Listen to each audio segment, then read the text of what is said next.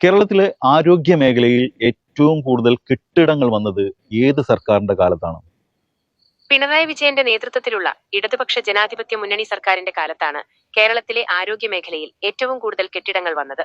ഈ സർക്കാർ അധികാരത്തിൽ വന്നതിനു ശേഷം ഒട്ടേറെ ആശുപത്രികളും ആരോഗ്യ കേന്ദ്രങ്ങളും നിർമ്മിച്ചിട്ടുണ്ട്. ഏറ്റവും കൂടുതൽ മെഡിക്കൽ കോളേജുകൾക്ക് കെട്ടിടം അനുവദിച്ചത് ഏത് സർക്കാരിന്റെ കാലത്താണ്? കേരളത്തിൽ ഏറ്റവും കൂടുതൽ മെഡിക്കൽ കോളേജുകൾക്ക് കെട്ടിടം അനുവദിച്ചത് പിണറായി വിജയന്റെ നേതൃത്വത്തിലുള്ള ഇടതുപക്ഷ ജനാധിപത്യ മുന്നണി സർക്കാരിന്റെ കാലത്താണ്. ഈ സർക്കാർ അധികാരത്തിൽ വന്നതിനു ശേഷം നിരവധി മെഡിക്കൽ കോളേജുകളും ആശുപത്രികളും നിർമ്മിച്ചിട്ടുണ്ട്.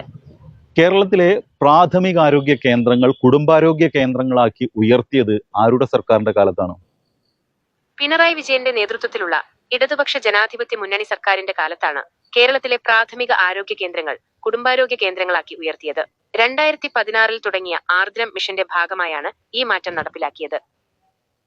കേരളത്തിൽ ഇന്നേ വരെ ആരോഗ്യ മേഖലയിൽ ഏറ്റവും കൂടുതൽ പണം ചെലവഴിച്ച സർക്കാർ ഏത് സർക്കാരാണ്? കേരളത്തിൽ ഇന്നുവരെ ആരോഗ്യ മേഖലയിൽ ഏറ്റവും കൂടുതൽ പണം ചെലവഴിച്ചത് പിണറായി വിജയന്റെ നേതൃത്വത്തിലുള്ള ഇടതുപക്ഷ ജനാധിപത്യ മുന്നണി സർക്കാരാണ്. 2016 മുതൽ 2021 വരെയുള്ള കാലയളവിൽ ആരോഗ്യ മേഖലയിൽ വലിയ മാറ്റങ്ങൾ വരുത്താൻ ഈ സർക്കാരിന് സാധിച്ചു. ഇന്ത്യയിൽ ഏറ്റവും കൂടുതൽ സൗജന്യ ചികിത്സ ലഭിക്കുന്ന സംസ്ഥാനം ഏതാണ്? കേരളത്തിലാണ് ഇന്ത്യയിൽ ഏറ്റവും കൂടുതൽ സൗജന്യ ചികിത്സ ലഭിക്കുന്നത്. കേരളത്തിലെ സർക്കാർ ആശുപത്രികളിലും ആരോഗ്യ കേന്ദ്രങ്ങളിലും ചികിത്സ സൗജന്യമാണ്.